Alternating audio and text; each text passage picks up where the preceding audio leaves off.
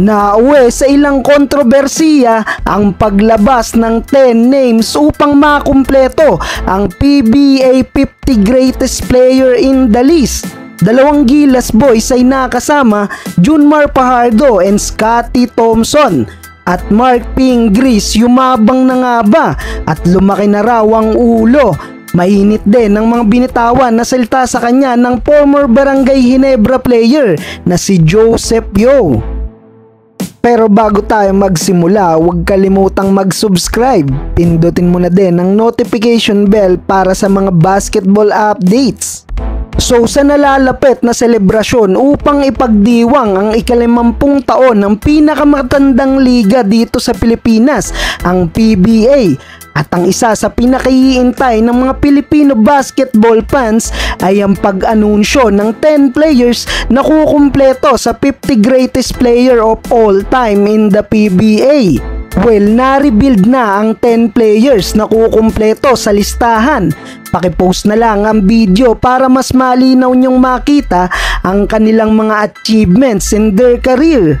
Unang na-rebuild sa listahan ay ang tinaguriang The Bull na si Nelson Asaytono, at narito naman ang achievements ni Asaytono.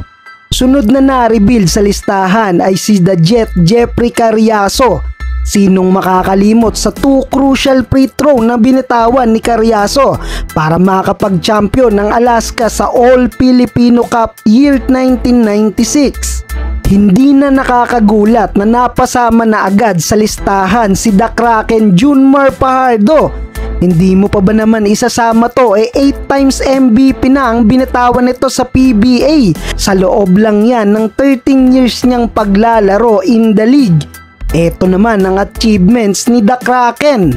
Another Alaska player ulit ang napasama sa listahan, si Bong Hawkins Jr.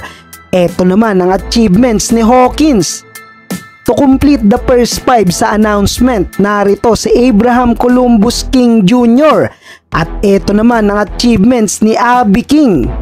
Ang susunod ay sinasabi na dapat ay naging rookie MVP noon. Walang iba kundi ang tinaguriang The Dynamite Danny Siegel. Narito ang achievements ni Danny.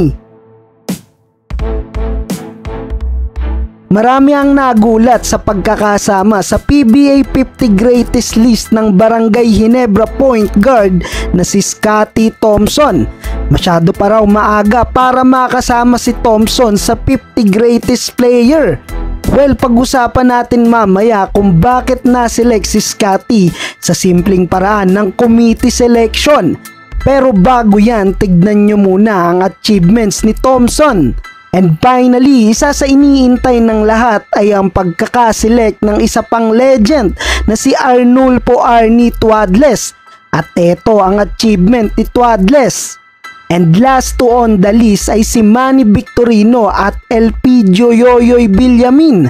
Narito naman ang kanilang achievements. Dalawa sa 10 players na naselect ay active players. Yan nga ay sina Scotty Thompson at Junmar Fajardo. Walang kaso sa pagkakapili kay JMF. Pero para kay Scotty Thompson, inulan ng batiko si Thompson.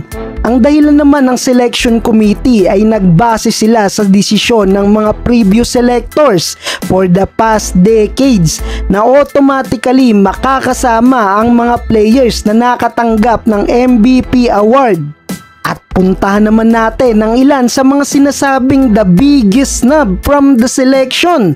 Maraming nagsasabi ng mga fans na dapat raw ay napasama si Rani Del De Ocampo sa selections. Dahil kung achievements lang daw ang pag-uusapan ay loaded din yan si RDO. Biggest snub din daw ngayong selection si Teniente L.A. Tenorio. At daanan naman natin mga idol si Mark Pingris. Kasalukuyan ngayong naglalaro sa MPBL si Pingris para sa kupunan ng Binyan. Kilala natin si Mark Pingris na maangas sa loob ng court at walang inuurungan.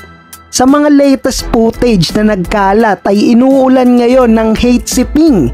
Masyado na raw mayabang at lumalaki ang ulo ni Mark Pingris. Hindi na rin daw appropriate ang attitude ng tinaguriang Pinoy Sakuragi sa loob ng court. Mainit rin ang sinabi ng former Barangay Ginebra player na si Joseph Yeo tungkol kay Mark Pingris sa pagkakasama nito sa PBA 40 Greatest of All Time. Kay Mark Pingris. Si Mark Pingris never nag-average sa double digit sa buong buhay. Wow. Grabe na. Malaki. Kayo ba mga idol, sino pa ba ang mas deserving na hindi pa napapasama sa list?